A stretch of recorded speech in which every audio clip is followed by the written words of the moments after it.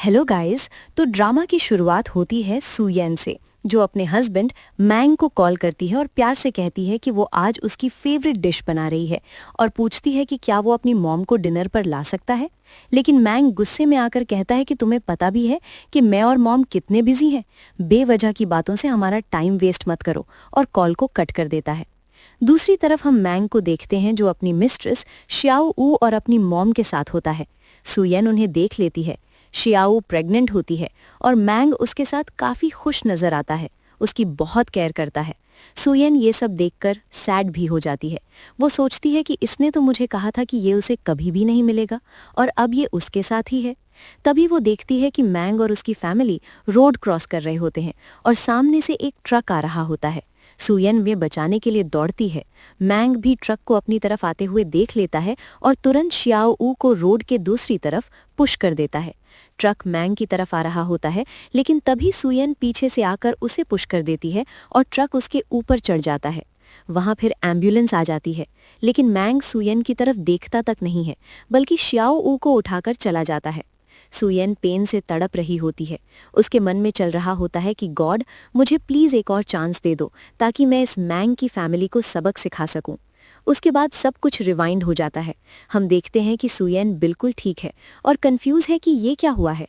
अपने आसपास देखकर उसे रियलाइज होता है कि वो अपनी 5th वेडिंग एनिवर्सरी के दिन वापस आ गई है। सेलिब्रेशन चल रहा होता है, लेकिन सुयेन अब तक शॉक्ड में होती है। तभी वहां पर शियाओ ऊ आ जाती है। वो कहती है कि मुझे पता है कि मेरा यहाँ आना तुम्हें पसंद नहीं आया होगा, लेकिन मैंग ही चाहता था कि मैं आऊं। उसे अपने होने वाले बच्चे का बहुत चिंता है। फिर वो पूछती है कि तुम मुझसे नाराज तो नहीं हो ना। सुयेन के मन में चल रहा होता है कि पिछली जिंदगी में मुझे सब पता था कि तुम्हारा अफेयर मेरे हस्बैंड के साथ चल रहा था, लेकिन मैं उसके प्यार में अंधी थी, इसीलिए कुछ भी नहीं बोला। अब सुयेन मुस्कुराते हुए कहती है कि तुम्हें पता भी है कि जब मेरा बेबी होगा तो मैं तुम्हें अपनी फैमिली से निकाल बाहर कर दूंगी, और हंसी में बदल जाती है। उसके दिमाग में चल रहा होता है कि पिछली लाइफ में कैसे शियाओ ऊ ने नाटक करके मैंग को ये दिखाया था कि सुयेन ने उसे पुश किया था और मैंग ने उसे थप्पड़ भी मार दिया था, और शियाओ ऊ तब हंसी थी। लेकिन अब सुयेन डिसाइड कर लेती है कि इस बार वो उसे ये मौका दोबारा नहीं देगी। प्रेजेंट में हम सुयेन को देखते हैं, जो शियाओ के इरादे समझ जाती है और अपने हाथ पीछे कर लेती है। तभी वहां पर मैंग आ जाता है और बिना किसी वजह के उसे एक जोर से थप्पड़ मार देता है। सुयेन को सुनाते हुए कहता है कि तुम चाहती हो कि इसका मिसकैरेज हो जाए। उसकी माँ भी कहती है कि इसे जल्दी से डिवोर्स दे दो, पहले ही इसे अपनी वाइफ बनाकर तुमने गलती कर दी है। योरी भी कहती है कि इससे जल्दी से छुटकारा पालो। सुयेन ये सब देखकर सोचती है कि ये लोग बिल्कुल नहीं बदले, बिल्कुल वैसे ही हैं जैसे मेरी पिछली लाइफ में थे। उसे याद आता है कि कैसे उसके साथ अब्यूज होता था, कैसे वो मैंग के परिवार के लिए सब कुछ करती थी, फिर भी उसकी कोई भी वैल्यू नहीं थी। वो अपने आप से कहती है कि इस लाइफ में मैं इनसे पूरे हिसाब किताब चुकाऊंगी। फिर वो मैंग से कहती है कि ठीक है, अगर तुम शियाओ से शादी करना चाहते हो तो मैं तुम्हें अभी डिवोर्स दे देती हूँ। सब लोग शॉक्ड हो जाते हैं, फिर जोर जोर से हंसने लगते हैं। मैंग कहता है कि तुम्हें पता भी है कि अगर तुम मुझसे डिवोर्स लोगी तो तुम कहीं की भी नहीं रहोगी। सुयेन कहती है कि लगता है कि तुम बहरे हो गए हो, मैंने कहा ना कि मैं तुम्हें डिवोर्स दे रही हूँ। और फिर वो वॉल से उनकी शादी की फोटो उतारकर टुकड़े कर देती है और मैंग की फोटो को पैर से कुचल देती है। मैंग की माँ कहती है कि अगर तुम डिवोर्स चाहती हो तो पिछले 5 सालों में तुमने जो भी खाया पिया और पहना है, सब कुछ जो मेरे बेटे ने दिया है, वो सब कुछ छोड़कर चली जाओ। सुयेन गुस्से में अपने हाथ कस लेती है। वो कहती है कि यही चाहते हो ना, फिर अपने शूज और कपड़े उतारकर फेंक देती है। वो फोटो पर मार्कर से डिवोर्स लिखकर साइन भी कर देती है और मैंग से कहती है कि तुम भी साइन करो। सभी गेस्ट सुयेन को बुरा बोलते हैं। वो कहती है कि इसकी फैमिली 5 साल से बर्दाश्त कर रही थी, ये तो बच्चा भी पैदा नहीं कर सकती। तब सुयेन मैंग से डिवोर्स पेपर साइन करवा लेती है। शियाओ सोचती है कि ये तो बहुत ही आसानी से चली जाएगी, और फिर मैंग के सामने एक्टिंग करती है जैसे उसके पेट में दर्द हो रहा है। मैंग सुयेन को सुनाता है कि रीबॉर्न होने के बाद तुम बिल्कुल क्रूअल हो गई हो। उसकी माँ भी उसे हार्टलेस बोलती है। वो कहती है कि अभी तुझे सबक सिखाती हूँ। वो एक गेस्ट को इशारा करती है और एक लेडी अपने टेबल से बियर बॉटल उठाकर सुयेन के रास्ते में फेंक देती है। मैंग की माँ कहती है कि अगर जाना है तो इन बॉटल्स के ऊपर से गुजर कर जाओ। यूरी बोलती है कि बड़ी आई मेरे भाई को डिवोर्स देने वाली। सब गेस्ट बॉटल को तोड़कर रख देते हैं। मैंग कहता है कि अगर तुम्हें रिग्रेट हो रहा है तो वापस आ जाओ, मेरे सामने नील डाउन करके माफी मांग लो, मैं एक लास्ट चांस दूंगा, तुम्हें मेरी फैमिली को सर्व करना होगा। सुयन उनकी तरफ देखती है। उसे सबके हंसी भरे चेहरे याद आते हैं, जैसे पिछली बार एक्सीडेंट के बाद सब उसे छोड़कर चले गए थे। वो पत्थर और कांच पर चलती है और कहती है कि ये दर्द कुछ भी नहीं है उस दर्द के सामने जो पिछली लाइफ में सहा है। मैंग और उसकी फैमिली उसे ऐसे देखकर मजे ले रहे होते हैं। जब सुयन निकलने लगती है तो मैंग पीछे से चिल्लाता है कि तुम्हें बहुत रिग्रेट होगा, कभी वापस मत आना माफी मांगने। सुयन कहती है कि मैं आज सब कुछ वापस कर चुकी हूँ, अब तुम लोग रिग्रेट करोगे। मैंग और उसकी फैमिली फिर से हंसने लग जाते हैं। मैंग कहता है कि तुम कुछ ज्यादा ही बड़ी बातें कर रही हो, देखना मैं आसमान छू लूंगा, तुम्हें हमेशा पछतावा रहेगा। सुयन कुछ नहीं कहती और वो चली जाती है। मैंग की माँ कहती है कि ये तो बहुत ही आसान था, अब टाइम आ गया है कि हम शाओ को अपनी बहू बनाएं। मैंग कहता है कि अब मेरा डिवोर्स हो गया है, मैं शाओ से शादी करने जा रहा हूँ। उसकी माँ बोलती है कि शाओ मेरे पोते की माँ बनने वाली है, वही हमारी असली बहू है। मैंग बोलता है कि शादी ग्रैंड होगी, अब्रॉड से गेस्ट आएंगे, चीफ एंग के प्रेसिडेंट भी विटनेस बनेंगे। सब गेस्ट खुश होते हैं और तालियां बजाते हैं। नेक्स्ट सीन में हम सुयन को देखते हैं, जहां पर सभी लोग उसे ग्रीट कर रहे होते हैं। उसे सब लोग चीफ एंग ग्रुप के प्रेसिडेंट कहकर बुलाते हैं। तभी उसके सामने उसकी एक वर्कर आती है और एक इनविटेशन कार्ड देती है, मैंग फैमिली की वेडिंग का। वो बताती है कि मैंग फैमिली हमें 9-10 बार याद दिला चुके हैं कि चीफ एंग ग्रुप उनके वेडिंग फंड करे और प्रेसिडेंट उनके वेडिंग के विटनेस बने। सुयम कार्ड देखती है जिसमें मैंग और श्याओ की फोटो होती है। उसकी सेक्रेटरी कहती है कि अगर आप नहीं जाना चाहती तो हम इनकार कर सकते हैं, लेकिन सुयन कहती है कि नहीं, मैं जाऊंगी और 3 वेल्दी फैमिलीज की वाइफ्स को भी इनवाइट करूंगी। सेक्रेटरी हैरान होती है। वो कहती है कि उन्होंने आपके साथ क्या किया था, आप भूल गई हो। सुयान कहती है कि मैं उन्हें 3 गिफ्ट्स देना चाहती हूँ।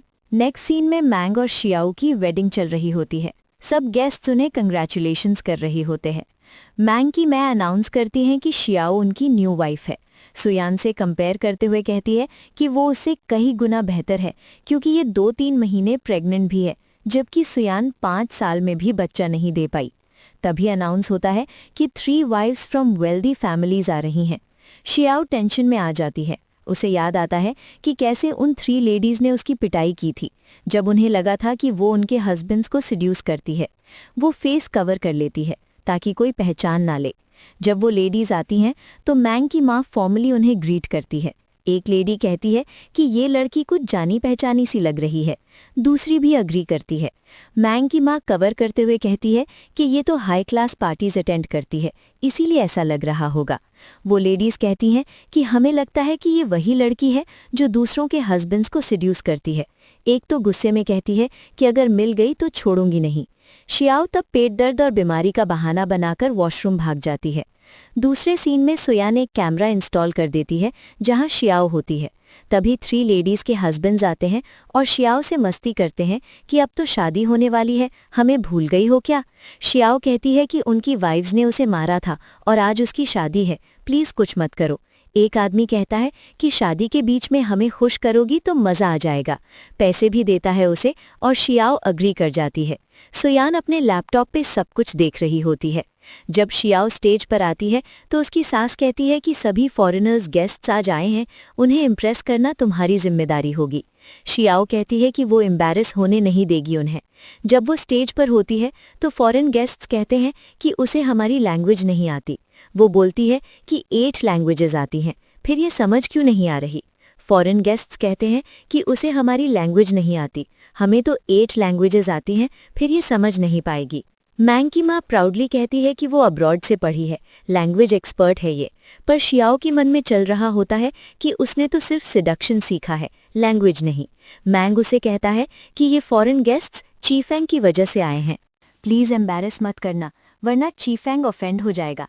तभी एंट्री होती है सुयन की। सब लोग पीछे मुड़कर उसे देखते हैं। स्टेज पर सुयन कॉन्फिडेंटली आती है और कई अलग अलग लैंग्वेजेस में सभी गेस्ट्स को वेलकम करती है, जिसे देखकर लोग उसे काफी प्रभावित हो जाते हैं। एक लेडी हैरान होकर पूछती है कि ये कौन है, बहुत ही ग्रेसफुल और इंटेलिजेंट लग रही है और शायद किसी अमीर फैमिली से बिलोंग करती है। एक आदमी तुरंत बोल पड़ता है कि एक बार शाओ को देखो, इसका तो उससे कोई कंपैरिजन भी नहीं है। ये सब देखकर मैंग की माँ के मन में जलन सी उठती है। वो बोलती है कि ये तो सुयन है जिसे मेरे बेटे ने तलाक दे दिया था। फिर वो सुयन से पूछती है कि इतनी बेइज्जती के बाद भी यहाँ आने की हिम्मत कैसे की तुमने। तभी मैंग बोलता है कि मैं तो चीफैंग ग्रुप के प्रेसिडेंट को बार बार इनवाइट भेज रहा था, तुम्हारे आने का मतलब क्या है? तुम मुझे दोबारा जीतने आई हो क्या? लेकिन याद रखना, मैं तुमसे फिर शादी नहीं करने वाला। ये सुनते ही सभी गेस्ट्स हैरान हो जाते हैं। वो कहते हैं कि ऐसी टैलेंटेड और स्ट्रांग वुमन को छोड़कर ये कैसे किसी लड़की से शादी कर रहा है। लोग नाराज हो जाते हैं। वो कहते हैं कि वो मैंग के बिजनेस में इन्वेस्ट नहीं करेंगे। फिर हम देखते हैं कि सभी फॉरेन गेस्ट्स सुयन को ग्रीट करते हैं। वो कहते हैं कि वो उसके बिजनेस में इन्वेस्ट करना चाहते हैं। एक फॉरेनर तो उसे बड़ी सी रिंग के साथ प्रपोज भी कर देता है, जिसे देखकर श्याओ शॉक में पड़ जाती है। मैंग की माँ फ्रस्ट्रेट होकर कहती है कि सब इसके आसपास क्यों घूम रहे हैं, ये तो एक सिंपल हाउसवाइफ है, कुछ काम भी नहीं करती। तभी एक फॉरेन लेडी बोल पड़ती है कि लोग सच में अंधे हो गए हैं, एक डायमंड को छोड़कर गटर उठा रहे हैं। सुयन पोलाइटली उन सभी फॉरेनर्स का शुक्रिया अदा करती है। वो कहती है कि फ्यूचर में वो उनके साथ काम करना चाहेगी। जब वो गेस्ट्स वापस जाने लगते हैं तो मैंग की माँ उन्हें रोकने की कोशिश करती है और श्याओ उसे कहती है कि अपनी लैंग्वेज का यूज़ करके उन्हें रोको, वरना हम बैंकरप्ट हो जाएंगे। पर श्याओ एक कुछ भी नहीं समझ पाती और पूरा ब्लेम सुयन पर डाल देती है। वो कहती है कि ये सब इसकी वजह से हो रहा है, ये तो सिर्फ मेरी शादी बिगाड़ने आई है। ऐसा कहकर वो सुयन पर हाथ उठाने वाली होती है कि सुयन उसका हाथ पकड़ लेती है। तभी श्याओ की पॉकेट से एक प्रोटेक्शन पैकेट गिर जाता है। सब लोग हैरानी से देखते हैं और कहती हैं कि ये क्या हो रहा है, ब्राइड तो पहले ही प्रेग्नेंट है, फिर प्रोटेक्शन क्यों? मी भी शॉक्ड में उसका हाथ पकड़कर पूछता है कि तुम मुझे बताओ कि तुम बैकस्टेज क्या कर रही थी, मुझे सब कुछ अभी जानना है। श्याओ घबराकर कहती है कि ये तो सुइन ने गवाया होगा, मुझे कुछ नहीं पता। पर मैंग की माँ भी उसे दोषी मानती है। वो कहती है कि तुमने तो कोई धंधा ही चालू कर रखा है, तभी क्लाइंट्स तुम्हारी तरफ अट्रैक्ट हो रहे थे। यूरी भी सुइन पर ही बोलती है, जिसे मैंग गुस्से में आकर उस पर हाथ उठाना चाहता था, लेकिन सुइन तुरंत उसका हाथ पकड़ लेती है और उसकी गाल पर जोर से थप्पड़ मारकर कहती है कि क्या तुम्हें पता भी है कि तुम्हारी मिस्ट्रेस किसकी वजह से प्रेग्नेंट है? मैंग की माँ चिल्लाती है कि तेरी हिम्मत कैसी हुई मेरे बेटे को हाथ लगाने की, तू मेरी बहू पर इल्जाम लगा रही है, जरा अपने आप को देखा है, तू तो किसी काम की भी नहीं है। ये बोलकर वो भी सुइन पर हाथ उठाने आती हैं, पर सुइन उनका भी हाथ पकड़कर रोक लेती है। वो कहती है कि इस बारे में सोचना भी मत, और फिर उसके गाल पर भी एक थप्पड़ लगा देती है। तभी मैंग की सिस्टर भी चिल्लाते हुए कहती है कि तुम्हारी हिम्मत कैसे हुई मेरी माँ पर हाथ उठाने की, यू बिच। वो तुरंत गार्ड्स को बुलाती है और बोलती है कि इसे तुरंत सबक सिखाओ। गार्ड्स आते हैं और सुइन को पकड़ लेते हैं। मैंग की माँ गुस्से में कह देती है कि सबके सामने घुटनों के बल बैठ जाओ। मे भी बोलता है कि चीफ एंग ग्रुप के प्रेसिडेंट आने वाले हैं, उनके आने से पहले ये ड्रामा खत्म करो। सारे गेस्ट भी सुइन से माफी मांगने को कहते हैं। तभी मैंग की माँ उसके घुटनों पर लात मार देती है, जिससे सुइन के नेल से खून आने लगता है। श्याओ झुककर कहती है कि पहले मेरे पति से माफी मांगो, दूसरी बार मेरी सास से और ननन से भी, और तीसरी बार सभी गेस्ट से। ये बोलते बोलते श्याओ तेज तेज हंस रही होती है। सुइन कहती है कि अगर मुझे अभी भी नहीं छोड़ा गया तो बाद में पछताना पड़ेगा। मैंग की माँ बोलती है कि तू हमें पछताएगी, अभी सबक सिखाते हैं तुझे। तभी वहां पर 3 औरतें आती हैं, सुइन की सपोर्टिव वाइफ्स, और उनके साथ आए गार्ड्स मैंग की फैमिली को रोक लेते हैं। वो औरतें सुइन को संभालती हैं और उनमें से एक लेडी सभी गेस्ट से गुस्से में कहती है कि आप लोग क्या अंधे हैं, आंखों के सामने जुल्म हो रहा है और आप तमाशा देख रहे हो। फिर वो मैंग की माँ से कहती हैं कि तुम्हारी हिम्मत कैसे हुई चीफ एंग ग्रुप के प्रेसिडेंट को नीचा दिखाने की। ये सुनते ही मैंग और उसकी फैमिली शॉक में आ जाती हैं। फिर वो 3 लेडीज शाओ को पहचान जाती हैं और गुस्से में उस पर थूक देती हैं। जब मैंग सवाल उठाता है तो वो कहती हैं कि तुम अपनी बीवी से पूछो हम ऐसा क्यों कर रहे हैं। एक लेडी बताती है कि ये हमारे पति को सिड्यूस कर चुकी है और उनके साथ फिजिकल भी हो चुकी है। ये उसका बिजनेस है, ये अमीर फैमिलीज को टारगेट करती है। ये सुनकर गेस्ट्स के बीच में अजीबोगरीब सी बातें शुरू हो जाती हैं। मैंग की माँ भी शाओ से पूछती है कि क्या ये सच है, पर शाओ सब कुछ सुयन पर थोप देती है।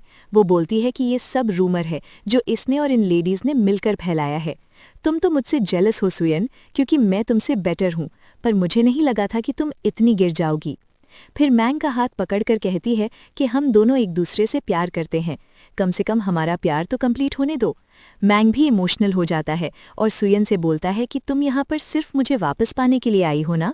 मैं तुम्हें ऑर्डर देता हूँ, घुटनों पर बैठ जाओ और सबसे माफ़ी मांगो। उसकी माँ और बहन भी उसकी बात से सहमत होती हैं। उसकी सिस्टर तो बोल बढ़ती है कि मैं इसे इतना मारूंगी कि ये मर जाएगी, और वो सुयन की तरफ बढ़ती है। पर तभी एक लेडी उसका हाथ रोक लेती है और जोर से कहती है कि क्या तुम अंधे हो गए हो? तुम्हें नहीं दिखता कि कौन गलत है और कौन सही? फिर वो कहती है कि ये ची फैंग ग्रुप की असली प्रेसिडेंट है। ये सुनते ही सब एक सांस में कहती हैं कि क्या ये पॉसिबल कैसे हो सकता है? सुयन मुस्कुराकर कहती है कि हाँ, तुमने बिल्कुल सही सुना। मैं ही ची फैंग ग्रुप की प्रेसिडेंट हूँ और सबसे ज्यादा इन्वेस्टमेंट मैंने ही मैंग फैमिली में किया है। इसी वजह से तुम लोग मुझे बार बार इनवाइट कर रहे थे। अब जब मैं आ गई हूँ तो कुछ गिफ्ट्स भी लाई हूँ। वो ताली बजाती है और कुछ लोग गिफ्ट्स लेकर आते हैं। ये उनमें से एक कपल के बारे में बताती है कि ये दोनों ग्लू की तरह चिपके रहते हैं। फिर पहला गिफ्ट प्रेजेंट करती है, शाओ की एसटीडी रिपोर्ट। सुयन उसे शाओ पर फेंक देती है और मैंग उसे उठाकर पढ़ता है। गुस्से में शाओ का हाथ पकड़कर कहता है कि तुमने तो कहा था कि मैं तुम्हारा फर्स्ट मैन हूँ, तो तुम्हें ये बीमारी कैसे है? मैंग की माँ तुरंत बोल बढ़ती है कि ये सब फेक रिपोर्ट है, इसकी बात पर भरोसा मत करो। फिर हम देखते हैं कि सुयन, जो सबके सामने खड़ी होती है, वो कहती है कि ये रहा मेरी तरफ से तुम्हारी फैमिली के लिए सेकंड गिफ्ट, और एक मेडिकल रिपोर्ट सबको दिखाती है। रिपोर्ट में लिखा होता है कि मैंग को इनफर्टिलिटी की प्रॉब्लम है। सुयान उस रिपोर्ट से एक पेपर प्लान बनाती है और मैंग की माँ के ऊपर फेंक देती है। मैंग जैसे ही रिपोर्ट पढ़कर देखता है तो शॉक्ड हो जाता है और बोल पड़ता है कि ये कैसे हो सकता है? तुम खुद इनफर्टाइल हो और सारी गलती मुझ पर डाल रही हो। सुयान शांति से जवाब देती है कि मैं तुमसे इतना प्यार करती थी कि मैंने सब कुछ खुद पर ले लिया था, सिर्फ इसीलिए कि तुम्हें कभी एम्बैरेसमेंट महसूस ना हो। लेकिन मैंग की माँ उसे बेशर्म कहकर बोलती है कि मेरे बेटे के बारे में ऐसे बोलने की हिम्मत कैसे हुई? अगर ऐसा होता तो उसकी बेबी प्रेग्नेंट कैसे होती? तब सुयान कहती है कि अब मेरी तरफ से तीसरा गिफ्ट भी देख लो, और स्क्रीन पर एक वीडियो चालू होती है जिसमें शाओ बोल रही होती है कि मैंग और उसकी फैमिली कितनी स्टूपिड है। उन्हें लगता है कि ये जो बच्चा मेरे पेट में है वो उनका है। सब कुछ देखने के बाद मैंग इतना गुस्सा हो जाता है कि सीधा उसके गाल पर जोर से थप्पड़ मार देता है। पर शाओ भी चुप नहीं रहती, वो भी तुरंत उसके गाल पर थप्पड़ लगा देती है। मैंग की माँ भी जब उसे मारने आती है तो शाओ चीख कर कहती है कि बुढ़ी तू मुझ पर हाथ उठाएगी क्या, और जोर के उसे धक्का दे देती है, जिससे मैंग की माँ जमीन पर गिर जाती है। गुस्से में शाओ बोलती है कि तू देखना, बड़ी ही गंदी मौत मरेगी तू। उधर मैंग की माँ बेहोश हो जाती है और शाओ भागने लगती है, लेकिन तभी वो तीन लेडीज दोबारा से एंट्री करती हैं और अपने गार्ड से कहकर उसे पकड़वा लेती हैं। फिर वो ऑर्डर्स देती हैं कि इसको तुरंत अबॉर्शन करवाओ। शाओ चिल्लाती रह जाती है लेकिन कोई उसकी नहीं सुनता। फिर हम सुयान को देखते हैं जो शांत चाल में निकल रही होती है। तभी मैंग उसके सामने आ जाता है। वो उसे रोकता है और बोलता है कि तुम्हारा मकसद मेरी शादी तोड़ना था ना? अब तो सीधा बोलती, ये सारा ड्रामा करने की क्या जरूरत थी? सुयान मुस्कुराकर बोलती है कि अगर तुम्हें ये खेल लगता है तो अच्छे से खेलना सीखो। जाते जाते वो बताती है कि उसने सभी इन्वेस्टमेंट वापस ले लिए हैं। योरी उसे रोकने की कोशिश करती है। वो कहती है कि तुम ऐसा नहीं कर सकती, इससे तो हमारी फैमिली बर्बाद हो जाएगी। फिर वो सोचती है कि मैं तो फू फैमिली में शादी करने वाली हूँ, फिर मुझे इसकी क्या जरूरत है? ये बात भी वो सुयान के सामने कह जाती है कि मैं कुछ ही दिनों में रिच लेडी बन जाऊंगी, मैंग की फैमिली भी टॉप पर पहुंच जाएगी। फिर वो सुयान से कहती है कि तू देखना, एक दिन मेरे पैर पकड़ती नजर आएगी तू। लेकिन सुयान सिर्फ एक हल्की सी स्माइल देती है और सोचती है कि तुझे तो ये भी नहीं पता कि इस शादी के पीछे की असली गेम क्या है। फिर कहती है कि ठीक है, देख लेंगे कि तुम क्या करती हो। फिर हम सुयान को देखते हैं जो एक पल के लिए अपने पास्ट को याद कर रही होती है कि कैसे वो एक हॉस्पिटल में सफाई का काम करती थी। एक दिन वहां पर जबरदस्त हलचल मच गई थी क्योंकि फू फैमिली की दादी माँ को सविया हार्ट अटैक आया था। डॉक्टर्स ने हाथ खड़े कर दिए थे। तभी फू चैन ने कहा था कि तुरंत किसी एक्सपर्ट को बुलाओ। एक डॉक्टर ने सजेस्ट किया कि अगर शीफेंग डॉक्टर यहाँ होती तो शायद उनकी जान बच जाती। फू चैन ने तुरंत अपने सेक्रेटरी को कहा कि 5 मिनट के अंदर उन्हें ढूंढ कर लाओ। लेकिन एक और डॉक्टर बोलता है कि उनको तो पिछले 5 साल से किसी ने भी नहीं देखा है। थोड़ी देर में डॉक्टर्स डिक्लेयर कर देते हैं कि दादी माँ नहीं रहीं। फू चैन रो पड़ते हैं और उनका फेस कवर करने जा रहे होते हैं। तभी सुयान एंटर करती है। वो कहती है कि अभी इनमें जान बाकी है। लोग उसे इग्नोर कर देते हैं। वो बोलते हैं कि ये सिर्फ एक सफाई वाली है, यहाँ से निकल जाओ। लेकिन वो नहीं जाती। वो कहती है कि मैं इनकी जान बचा सकती हूँ। डॉक्टर्स मजाक उड़ाते हैं। वो बोलते हैं कि ये लोग तो बस पैसा निकलवाने के लिए नाटक करते हैं। एक डॉक्टर बोलता है कि पेशेंट को कैंसर था, इसीलिए कोमा में थी। सुयैन सबके सामने डिक्लेयर करती है कि ये कैंसर नहीं, जहर की वजह से कोमा में थी। अगर पॉइजन निकाल दिया जाए तो ये रिकवर कर सकती हैं। फूचैन कहता है कि उसे ट्राई करने दो। सुयैन अपनी यूनिक तरीके से ट्रीटमेंट शुरू कर देती है और लोग देखते हैं कि दादी माँ के शरीर से एक प्रकाश निकलता है। दादी माँ आंखें खोलती हैं और फूचैन खुशी से झूम उठता है। एक डॉक्टर बोल पड़ता है कि ये तो वही शीफेंग डॉक्टर का काम है। फूचैन कहता है कि तो तुम ही वो मशहूर शीफेंग हो। फिर फूचैन अपने हाथ बढ़ाता है और सुयैन से मिलाता है। दादी माँ भी उसे थैंक्स बोलती हैं और कहती हैं कि पता नहीं इस एहसान का बदला कैसे देंगे। फिर पूछती हैं कि क्या तुम सिंगल हो? सुयैन उसे हाँ बोलती है। दादी माँ खुश हो जाती हैं। वो कहती हैं कि फूचैन न सिर्फ अमीर है बल्कि हैंडसम भी है। फूचैन मुस्कुराकर बोलते हैं कि एक बार इनसे भी पूछ लीजिए। धीरे धीरे फूचैन सुयैन का ख्याल रखने लगते हैं। एक दिन सुयैन ने अपने एक्स हस्बैंड को शियाओ के साथ रंगे हाथों पकड़ लिया। जब फूचैन उसकी हेल्प करने आए तो सुयैन ने कहा कि ये मेरा पर्सनल मैटर है, मैं हैंडल कर लूंगी।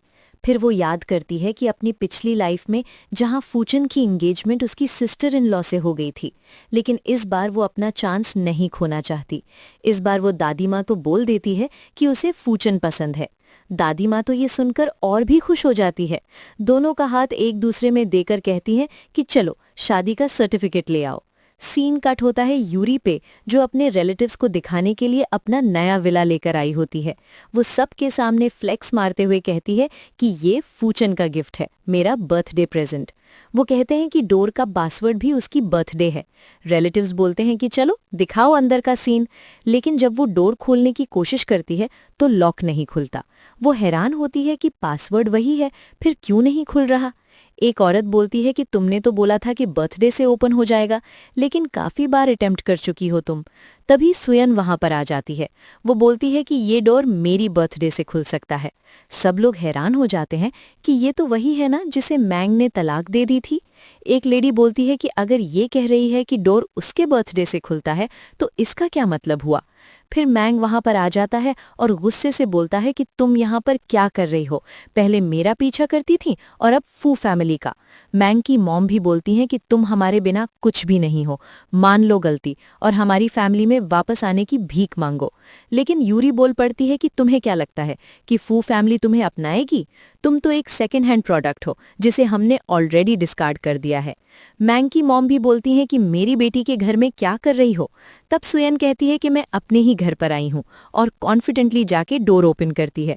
यूरी उसे देखकर कहती है कि सपने देखना बंद कर दो मैडम। फिर हम सुयैन को देखते हैं जो कॉन्फिडेंटली डोर ओपन कर देती है। सब रिलेटिव्स और मैंग की फैमिली ये देखकर शॉक्ड हो जाते हैं। सोचने लगते हैं कि इसके पास फू फैमिली का एक्सेस कोड कैसे आया, क्या यही उनकी यंग लेडी है? मैंग की मॉम गुस्से में बोलती हैं कि इम्पॉसिबल, हमारी बेटी ही इस घर की यंग लेडी है। उनका मानना था कि सुयैन ने पासवर्ड चुराकर उसे अपने बर्थडे डेट से चेंज कर दिया होगा। जब सुयैन अंदर जा रही होती है तो यूरी उसका हाथ पकड़ लेती है और कहती है कि प्रिटेंड करना बंद करो, तुम तो रीबॉर्न हो ना। मुझे सब पता है, लास्ट लाइफ में पूचिम से मेरी ही शादी होने वाली थी और इस बार भी मैं ही उसकी वाइफ बनूंगी। सुयैन काम रहती है और कहती है कि इस लाइफ में मैं ही इस घर की असली यंग लेडी हूँ, तो बेहतर होगा कि तुम यहाँ से निकल जाओ। जैसे ही सुयैन अंदर जाती है तो सब उसके पीछे आ जाते हैं। यूरी फिर उसका रास्ता रोकने लगती है, लेकिन तभी कुछ मेड्स आती हैं बहुत सारे गिफ्ट्स के साथ और बताती हैं कि ये सब दादी माँ ने यंग लेडी के लिए भेजे हैं। मैंग की फैमिली पहले तो कंफ्यूज होती है, फिर खुश होने का नाटक करने लगती है।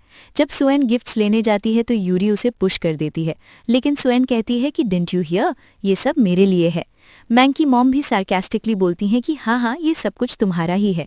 फिर कहती हैं कि तुम्हें तो मेरा बेटा पसंद ही नहीं करता, फूचिम क्या पसंद करेगा, रिच लेडी बनने का नाटक बंद करो। जब यूरी गिफ्ट्स ओपन करती है तो अंदर से एक महंगा नेकलेस निकलता है। सब लोग उसकी कीमत गेस करने लगते हैं। एक लेडी बोलती है कि ये तो ड्रैगन डिजाइन है और सुना है कि ये सुयैन का जोडियाक साइन है। दूसरी कहती है कि डोर का कोड भी सुयैन को ही पता था और अब ये ड्रैगन, क्या ये सब कोइंसिडेंस हो सकता है? यूरी इरिटेट हो जाती है और बोलती है कि चाहे ड्रैगन हो या स्नेक, तुम्हें क्या? मैंग की मॉम भी बोलती है कि जरूर सुयैन ने ही दादी माँ से बनवा लिया होगा, उनकी आंखें काफी वीक हो चुकी हैं। फिर बोलती है कि छोड़ो इस बात को, चलो बाकी गिफ्ट्स देखते हैं। फिर यूरी एक और गिफ्ट बॉक्स को ओपन करती है जिसमें काफी स्टाइलिश ईयररिंग्स होते हैं। सब लोग तारीफ करते हैं और मैंग की मॉम कहती हैं कि ये तो बिल्कुल मेरी डॉटर के टेस्ट के जैसे हैं। वो एक ईयरिंग निकालती हैं और नोटिस करती हैं कि ये तो पियर्सिंग वाले हैं, जबकि उनकी बेटी का कान में पियर्सिंग ही नहीं है। यूरी को याद आता है कि पास्ट लाइफ में ओल्ड लेडी ने क्लिप ऑन ईयरिंग्स भेजे थे। यहाँ पर सभी ईयरिंग्स पियर्स्ड वाले होते हैं, तो लोग कहते हैं कि अब ये कैसे पहनेगी। तभी एक लेडी सुएन के ईयरिंग्स को नोटिस करती है और कहती है कि ये तो सेम वैसे ही लग रहे हैं जैसे सुएन ने पहने हैं, लगता है जैसे ये उसी के लिए बने हैं। यूरी गुस्से में आ जाती है और कहती है कि क्या बकवास है, ये ईयरिंग्स मेरे लिए ही हैं। सुएन कामली बोलती है कि तुम ये कैसे पहनोगी, तुम्हारे कान में होल ही नहीं है। मैंग की मॉम डिफेंसिवली कहती है कि किसने कहा कि होल नहीं है। फिर वो जबरदस्ती अपनी बेटी को ईयरिंग्स पहना देती हैं और उसके कान से ब्लड आ जाता है। फिर भी यूरी सबको प्रूव करने लगती है कि सब ज्वेलरी उसी के लिए ही है और लोग मान भी जाते हैं। तब मैंग की मॉम सुयन पर इल्जाम लगा देती है कि वो उसकी बेटी का हस्बैंड चुराना चाहती है। मैंग इंटरफियर करता है और कहता है कि मॉम छोड़ो ये सब गेस्ट को वो रिंग दिखाओ जो फू चैन ने मेरी सिस्टर को दी है। यूरी एक्साइटेडली रिंग का बॉक्स खोलती है, सोचती है कि ये वही रिंग है जो पास्ट लाइफ में उसे मिली थी, स्पेशली कस्टमाइज। सब लोग रिंग की तारीफ करते हैं, बोलते हैं कि ये दुनिया में एक ही पीस है। एक लेडी कहती है कि पहन के दिखाओ, मैं फोटो लेके पोस्ट करूंगी। यूरी रिंग पहनती है और प्राउडली सुयन से कहती है कि फूचैन ने मुझे पर्सनली ये पहनाई थी। इस लाइफ में भी सब सेम है, पर सुयन कहती है कि ये रिंग प्लैटिनम से बनी है और मुझे याद है कि तुम्हें प्लैटिनम से एलर्जी है। यूरी ये सुनकर शॉक्ड हो जाती है, पर कहने लगती है कि तुम झूठ बोल रही हो, मैं तो पहले भी ये रिंग रोज पहनती थी। सुयन कहती है कि मैं बेड लगाती हूँ कि तुम्हारे हाथ पर तुरंत रैश आ जाएगा, और वैसे ही होता है, उसके हाथ पर रेड रैशेज आ जाते हैं। सब लोग शॉक्ड होते हैं। सुयन कहती है कि मैं काउंटडाउन करती हूँ, तुम्हारी पूरी बॉडी रैश से भर जाएगी, और फिर उसकी बॉडी पर रेड मार्क्स दिखने लगते हैं। डर के मारे यूरी रिंग फेंक देती है।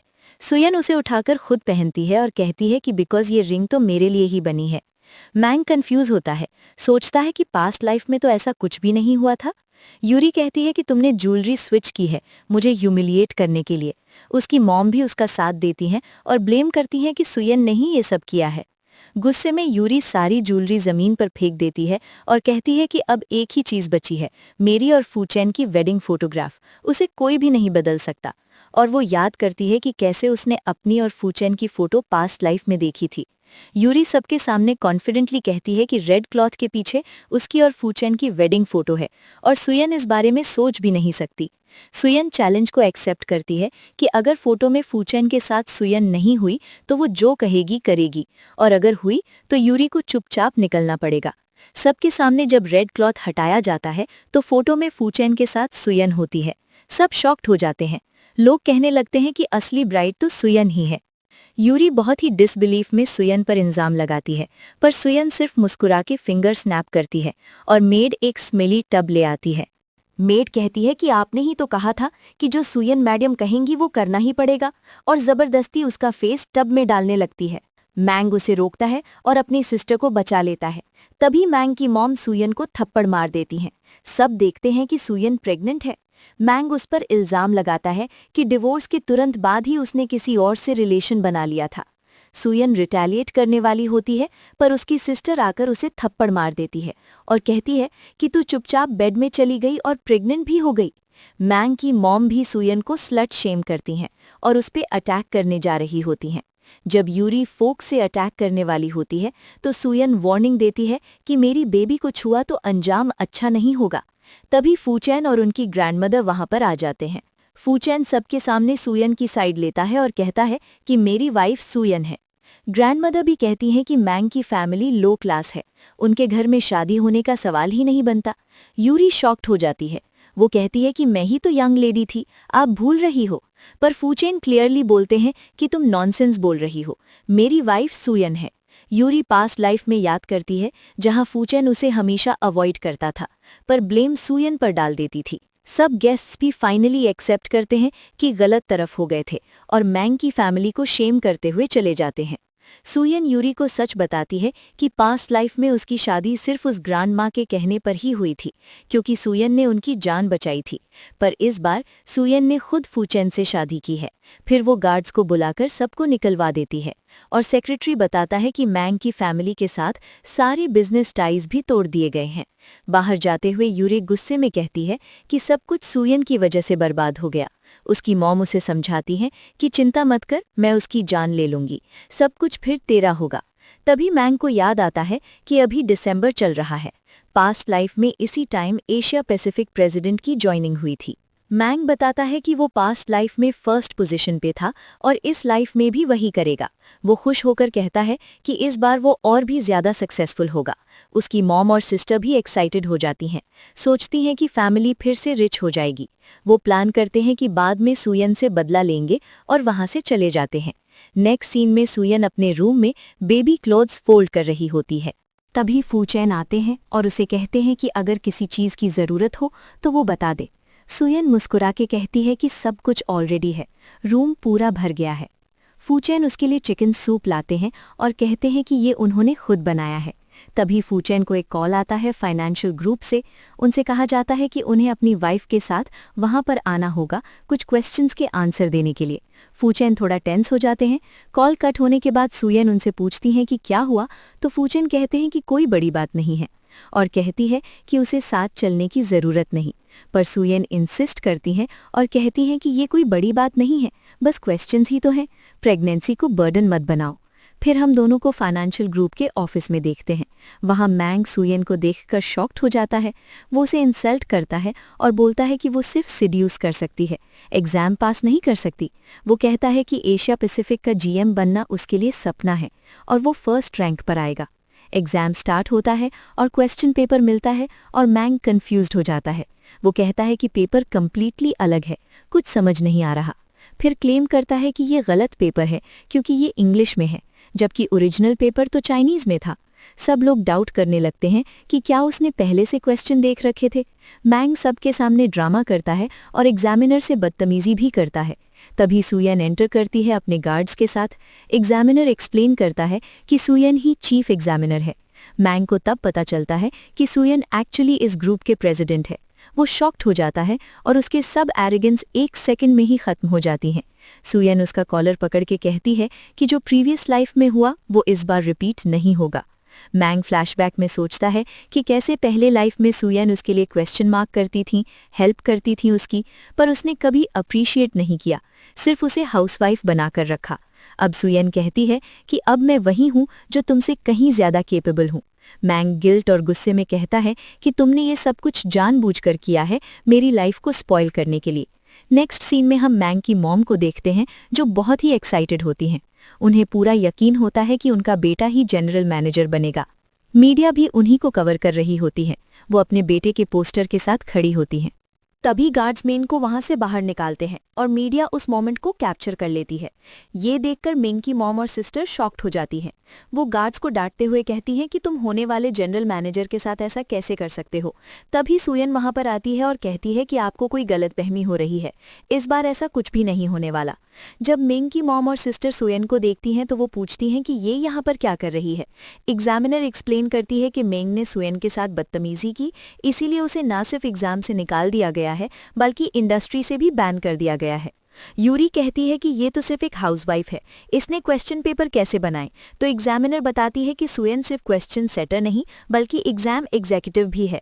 अगर कोई डिसरिस्पेक्ट करेगा तो उसे भी बाहर निकाल दिया जाएगा। मीडिया सब कुछ रिकॉर्ड कर रही होती है। मेंग की मॉम सबके सामने कहती हैं कि मैं इस लड़की को अच्छे से जानती हूँ, ये मेरे बेटे की एक्स वाइफ है और इसने मेरे सन इन लॉ को भी सिड्यूस किया था। इसने ये पोजीशन खुद को बेच कर ली होगी। सुयन को शेमलेस तक कह देती हैं वो।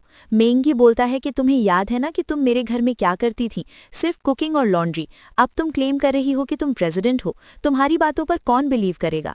सुयन मेंग से पूछती है कि क्या तुम्हारे पास क्वालिफिकेशन भी है इस पोजीशन के लिए। मेंग चैलेंज लेता है कि अगर तुम केपेबल हो तो मेरे साथ कम्पीट करो। सुयन एक्सेप्ट कर लेती है। मेंग कंडीशन लगाता है कि अगर तुम हारी तो सबके सामने अपने कपड़े उतार देना और अगर मैं हारा तो मैं खुद को कास्ट्रेट कर लूंगा। कंपटीशन स्टार्ट होता है। सुएन मेंग से फाइनेंशियली क्वेश्चंस पूछती है। पहले तो ऐसा लगता है कि मेंग बेटर कर रहा है और सुएन हार जाएगी। उसके दिए ग्राफ का आउटपुट स्क्रीन पर मैच ही नहीं कर रहा होता। मेंग खुश हो जाता है और कहता है कि अब अपनी बेट के लिए रेडी हो जाओ, लेकिन सुएन एक कॉल करती है और मेंग उसे मॉक करता है कि फोन से क्या प्रिटेंड कर रही हो। तभी एक एनालिस्ट नोटिस करता है कि सुएन का ग्राफ एक्चुअली स्क्रीन पर मैच हो रहा है। सब लोग शॉक्ड हो जाते हैं। मेंग कहता है कि ये तो कुछ गड़बड़ है, ऐसा पॉसिबल ही नहीं। सुएन कहती है कि तुम अभी भी समझ नहीं पा रहे, ये तुम्हारी प्रीवियस लाइफ नहीं है, अब सब कुछ बदल चुका है। मेंग कंफ्यूजन में चेयर पर गिर जाता है। उसकी मॉम और सिस्टर घबरा जाती हैं। सुएन गार्ड्स को बुलाती है और कहती है कि अब तुम्हारी हार का वक्त आ गया है, अपनी बेट पूरी करो। गार्ड स्टिक लेकर आता है और मेंग प्रोटेस्ट करता है। उसकी मॉम चिल्लाती हैं कि मेरे बेटे के साथ ऐसा मत करो, लेकिन गार्ड कैस्ट्रेशन करने जा रहा होता है और तभी मेंग की मॉम फेंट हो जाती हैं। मेंग और उसकी सिस्टर उसे संभालते रह जाते हैं। नेक्स्ट हमें हॉस्पिटल का सीन दिखाया जाता है जहां मेंग की मॉम एडमिट होती हैं। जब उनको होश आता है तो डॉक्टर बताते हैं कि उन्हें गैस्ट्रिक कैंसर है, वो भी लास्ट स्टेज का। यूरी को यकीन नहीं होता, वो डॉक्टर पर गुस्सा करते हैं। डॉक्टर क्लियर कर देती है कि अगर ट्रस्ट नहीं है तो किसी और हॉस्पिटल में जाकर चेक करा लो। तभी मेंग की मॉम को पेट में दर्द होता है। मेंग डॉक्टर के पास भागता है। डॉक्टर बताती है कि सर्जरी बहुत ही रिस्की है, बट एक मिरेकल डॉक्टर है जिसका नाम डॉक्टर शी फेंग है, उनकी मदद कर सकती है ये। मेंग ये सब मान लेता है और उस डॉक्टर से कांटेक्ट करता है। पता चलता है उसे कि वो डॉक्टर कोई और नहीं बल्कि सोयन ही है। सोयन शुरू में हेजिटेट करती है, पर फिर डिसाइड करती है कि वो हेल्प करेगी। जब वो हॉस्पिटल पहुंचती है तो मेंग उसे थप्पड़ मार देता है और ब्लेम करता है कि कैंसर उसी ने ही दिया है। उसकी सिस्टर भी सोयन को अक्यूज करती है और उसे धक्का देती है। सोयन बताती है कि वही डॉक्टर शी फेंग है और मेडिसिन लाई है, पर मेंग उसकी दवाई तोड़ देता है। डॉक्टर शॉक्ड होते हैं और सोयन वहां से चली जाती है। जब उन्हें सच समझ में आता है तो मेंग और उसकी सिस्टर बहुत ही गिल्टी होते हैं और सोयन से माफी मांगते हैं। उसके पैर पकड़ के रिक्वेस्ट करते हैं कि उनकी मॉम को बचा लो। सोयन उनकी मॉम की सर्जरी कर देती है, पर बताती है कि अब सिर्फ 1 साल बचा जाएगा और गलती मेंग की थी जो मेडिसिन डिस्ट्रॉय कर दी। हॉस्पिटल से निकलते वक्त मेंग की मॉम कहती हैं कि तुमने तो कहा था कि प्रीवियस लाइफ में मेरी हेल्थ अच्छी थी, अब कैंसर कैसे हो गया।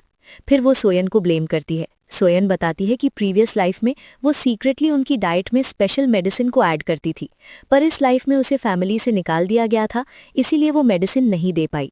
तभी मेंग की मॉम सजेस्ट करती है कि सोयन फिर से उसके बेटे से शादी कर ले ताकि वो फैमिली को प्रोटेक्ट कर सके।